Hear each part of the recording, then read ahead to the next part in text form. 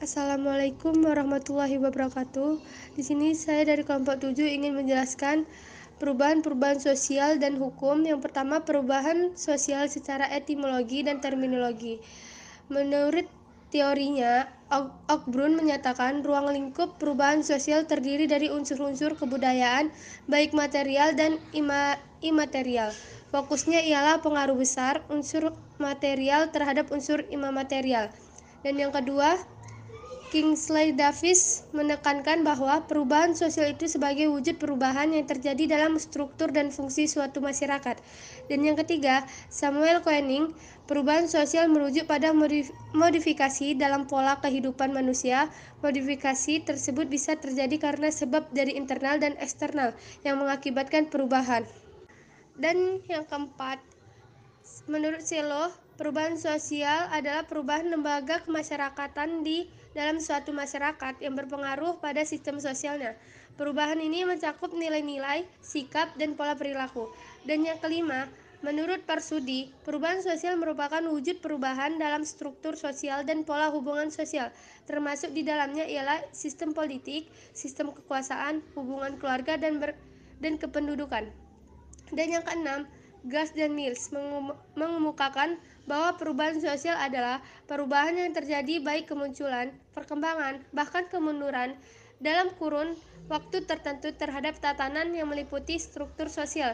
Dan yang terakhir, menurut Paul Horton dan Chester, perubahan sosial ialah suatu hal yang tetap dan selalu ada dalam alam semesta.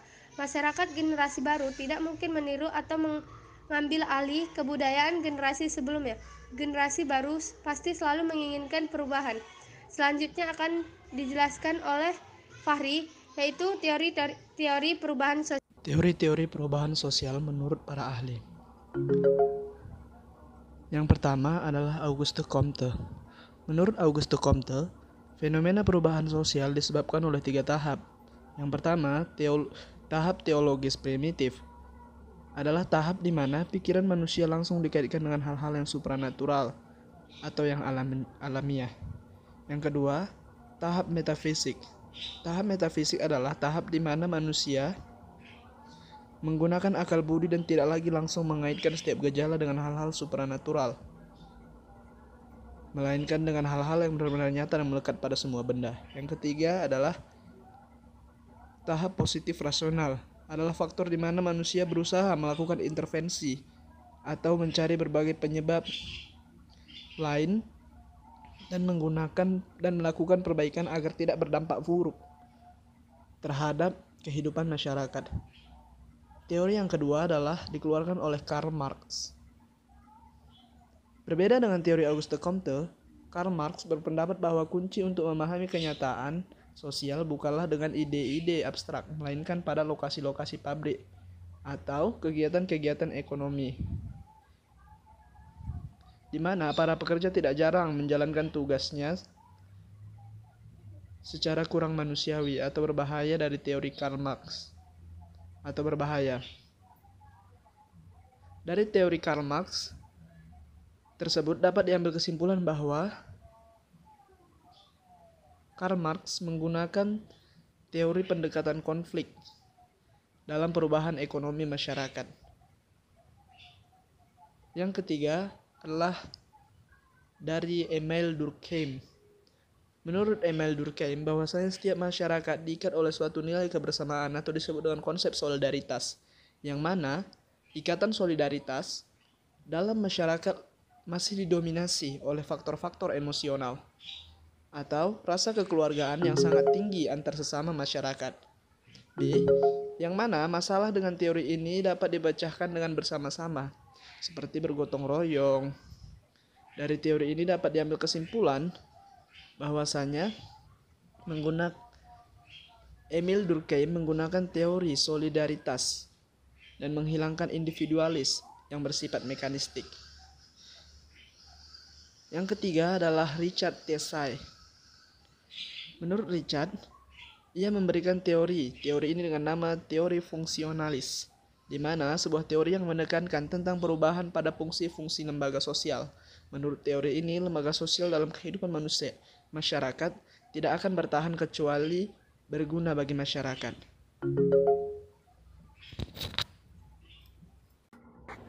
Faktor-faktor terjadinya perubahan sosial ada dua, yaitu faktor internal dan faktor eksternal. Faktor internal adalah faktor yang berasal dari dalam sistem sosial budaya yang bersangkut akibat. Faktor eksternal, faktor yang berasal dari luar sistem sosial budaya akibat adanya kontak langsung dengan budaya asing. Faktor internal, 1. Inovasi atau penemuan baru. Inovasi dibagi menjadi dua proses. Yang pertama, invention atau penyempurnaan penemuan yang sudah ada sebelumnya. Yang kedua, discover, penemuan baru yang belum dikenal sebelumnya. Kedua, unsur budaya hilang atau cultural loss. Cultural loss berakibat adaptasi atau penyusunan budaya masyarakat. Contohnya, orang desa melakukan urbanisasi ke kota dan melakukan penyesuaian dengan lingkungan baru, lalu semakin lama budaya lamanya semakin hilang. Ketiga, bertambah atau berkurangnya penduduk. Bertambah atau berkurangnya penduduk. Bertambahnya penduduk yang sangat cepat menyebabkan terjadinya perubahan dalam struktur masyarakat, terutama yang menyangkut lembaga-lembaga kemasyarakatan. Keempat, pertentangan atau konflik. Konflik berasal dari kata kirja Latin configere yang berarti saling memukul. Secara sosiologis, konflik diartikan sebagai suatu proses sosial antara dua orang atau lebih, atau bisa juga kelompok, di mana salah satu pihak berusaha menyingkirkan pihak lain dengan menghancurkan atau membuatnya tidak berdaya. Kelima, terjadinya pemberontakan atau revolusi di dalam tubuh masyarakat itu sendiri. Perubahan dapat terjadi karena adanya pemberontakan oleh kekuatan-kekuatan dalam masyarakat terhadap kondisi yang telah mapan. Sebagai contoh, adanya revolusi Prancis yang merupakan pemberontakan masyarakat kelas bawah yang tertindas terhadap kekuasaan kerajaan yang bertindak sewenang-wenang. Faktor eksternal, lingkungan alam fisik yang ada di sekitar manusia, peperangan, dan yang terakhir, pengaruh kebudayaan masyarakat lain. Bentuk-bentuk perubahan sosial. 1. Perubahan sosial lambat atau evolusi, yaitu perubahan-perubahan yang memerlukan waktu lama dan ada serangkaian perubahan-perubahan kecil yang saling mengikuti secara lambat pula. Yang kedua, perubahan sosial cepat atau revolusi, yaitu perubahan sosial yang berlangsung dengan cepat dan menyangkut sendi-sendi dasar kehidupan masyarakat, seperti sistem kekeluargaan dan hubungan antara manusia. Yang ketiga, perubahan sosial kecil, yaitu perubahan yang terjadi pada unsur-unsur struktur sosial tetapi tidak membawa pengaruh langsung atau berarti bagi masyarakat, karena tidak mengakibatkan perubahan pada lembaga-lembaga kemasyarakatan. Yang keempat, perubahan sosial besar. Perubahan sosial besar adalah perubahan yang berpengaruh terhadap masyarakat dan lembaga-lembaganya, seperti dalam sistem kerja, sistem hak milik tanah, hubungan kekeluargaan, dan stratifikasi masyarakat. Yang kelima, perubahan sosial yang direncanakan merupakan perubahan yang telah diperkirakan atau direncanakan terlebih dahulu oleh pihak-pihak yang hendak mengadakan perubahan dalam masyarakat, yang dinamakan agent of change. Selanjutnya, perubahan sosial yang tidak direncanakan, yaitu perubahan yang berlangsung begitu saja dan di luar jangkauan pengawasan masyarakat, serta dapat menimbulkan akibat-akibat sosial yang tidak dapat diharapkan. Sebagai contohnya, bertambahnya jumlah pengangguran. Selanjutnya, proses terjadinya perubahan sosial ada 3. Yang pertama, difusi. Difusi adalah proses penyebaran unsur kebudayaan atau ide-ide keyakinan, hasil-hasil kebudayaan, dan sebagainya dari individu kepada individu lain, dari suatu golongan ke golongan lain dalam suatu masyarakat atau dalam satu masyarakat ke masyarakat lain. Yang kedua, akulturasi.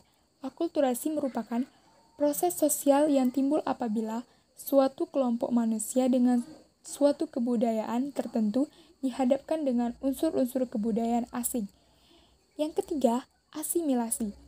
Asimilasi adalah proses sosial tingkat lanjut yang timbul apabila terdapat golongan-golongan manusia yang mempunyai latar belakang kebudayaan yang berbeda-beda, saling berinteraksi dan bergaul secara langsung dan intensif dalam waktu yang lama. Dan kebudayaan-kebudayaan, golongan-golongan tadi masing-masing berubah sifatnya, yang khas menjadi unsur-unsur kebudayaan yang baru yang berbeda dengan aslinya. Baiklah, saya akan melanjutkan pembahasan daripada hubungan antara perubahan sosial dengan hukum. Perubahan sosial yang terjadi di dalam suatu masyarakat dapat terjadi oleh bermacam-macam sebab. Sebab-sebab tersebut dapat terjadi atau dapat berasal dari masyarakat itu sendiri, internal maupun dari luar masyarakat tersebut atau eksternal. Tahap-tahap yang dilalui oleh suatu proses perubahan sosial pada umumnya adalah lembaga kemasyarakatan di bidang pemerintahan, ekonomi, dan pendidikan. Di dalam proses perubahan hukum, terutama yang tertulis, pada umumnya terkenal dengan 3 badan, yaitu yang pertama adalah Badan Pembentuk Hukum. Lembaga negara yang berwenang membentuk peraturan perundang-undangan di atas dasar kekuasaan dalam Undang-Undang 1945 adalah MPR, Presiden, dan DPR. Dan selanjutnya adalah Badan Lembaga Penegak Hukum. Badan Lembaga Penegak Hukum adalah lembaga negara yang bertanggung jawab atas penegakan hukum yang ada di Indonesia. Dan yang terakhir adalah Badan Pelaksana Hukum, di mana Badan Pelaksana Hukum ini adalah daripada masyarakat itu sendiri.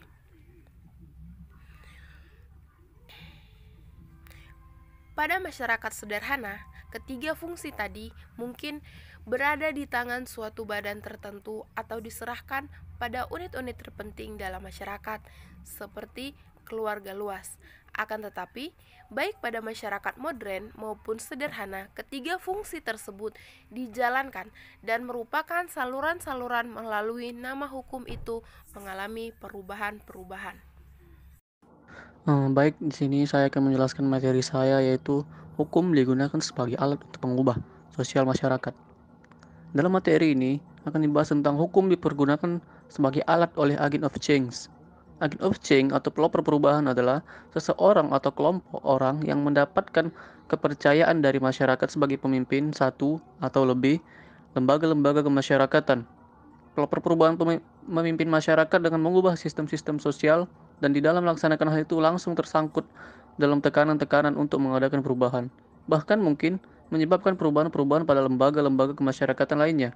Suatu perubahan sosial yang dikehendaki atau direncanakan selalu berada di bawah pengendalian serta pengawasan pelopor perubahan tersebut. Sebagaimana telah disinggung di atas, hukum mungkin mempunyai pengaruh langsung atau pengaruh tidak langsung di dalam mendorong terjadinya perubahan sosial.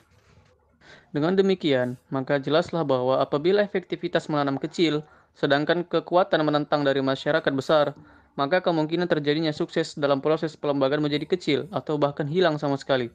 Sebaliknya, apabila efektivitas menanam itu besar dan kekuatan menentang dari masyarakat itu kecil, maka jalannya proses pelembagaan menjadi lancar.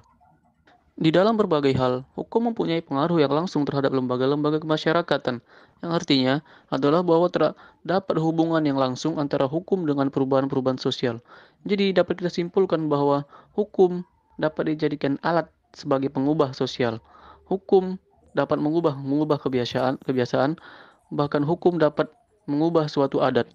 Jadi kalau kita contohkan dalam surat keputusan Mahkamah Agung tertanggal 1 November 1961, di sana disebutkan bahwa Pengadilan Negeri Kabanjahi dan Pengadilan Tinggi Medan menolak gugatan seorang wanita atas bagian dari harta warisan ayahnya almarhum. Pengadilan negeri maupun pengadilan tinggi menolak gugatan tersebut atas dasar bahwa hukum adat karo dan sistem patrilineal menentukan harta warisan seorang pria hanya dapat diwariskan kepada anak laki-lakinya, atau apabila dia tidak mempunyai keturunan, kepada saudara laki-laki yang terdekat melalui garis keturunan patrilineal. Menurut keputusan Mahkamah Agung pada tingkat kasasi, maka anak perempuan dan anak laki-laki dari seorang tertinggal warisan bersama berhak atas harta warisan dalam arti bahwa bagian anak laki-laki adalah sama dengan anak perempuan. Jadi dapat kita simpulkan bahwa dalam hukum adat karo, seorang perempuan itu tidak mendapatkan harta warisan. Jadi dalam hal ini kan tidak adil. Oleh karena itulah dalam kasasi, hukum tertinggi yaitu kasasi, Mahkamah Agung menetapkan bahwa seorang perempuan berhak juga mendapatkan warisan karena dia adalah seorang wanita, karena dia adalah sama-sama makhluk hidup, sama-sama manusia. Keputusan tersebut menimbulkan reaksi dari para sarjana hukum maupun masyarakat umum, terkhusus di Sumatera Utara. Jadi kebiasaan masyarakat Sumatera Utara yang membagikan warisannya kepada anaknya, maka harus diubah oleh dengan keputusan Mahkamah Agung karena hal tersebut adalah tidak adil. Suatu seminar tentang kewarisan yang diadakan pada tahun 1962 di mana antara lain dikemukakan bahwa putusan Mahkamah Agung tersebut mengakibatkan terjadinya goncangan-goncangan sosial masyarakat Karo. Akan tetapi di lain pihak diakui pula bahwa seminar tersebut bahwa pada masa akan datang mau tidak mau pola kewarisan yang hanya memberikan hak sebagai waris kepada anak laki-laki saja harus ditinggal. Dapat dikatakan bahwa kaidah-kaidah hukum sebagai alat untuk mengubah masyarakat mempunyai peranan penting terutama dalam perubahan-perubahan yang dikehendaki atau perubahan-perubahan yang direncanakan. Dengan perubahan-perubahan yang dikehendaki dan direncanakan, dimaksudkan sebagai suatu perubahan yang dikehendaki dan direncanakan oleh warga masyarakat yang berperan sebagai pelopor masyarakat.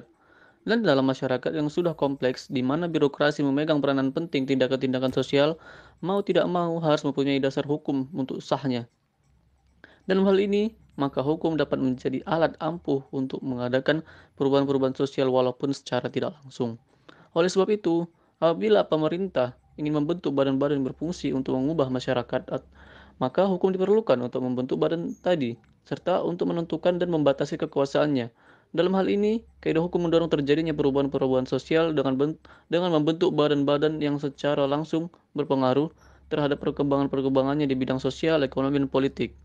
Misalnya kita contohkan dalam ketetapan MPRS nomor 10/1968 yang menetapkan pelaksanaan rencana pembangunan 5 tahun Indonesia merupakan suatu contoh di mana hukum berfungsi atau berperan secara tidak langsung dalam perubahan sosial yang direncanakan untuk kedepannya.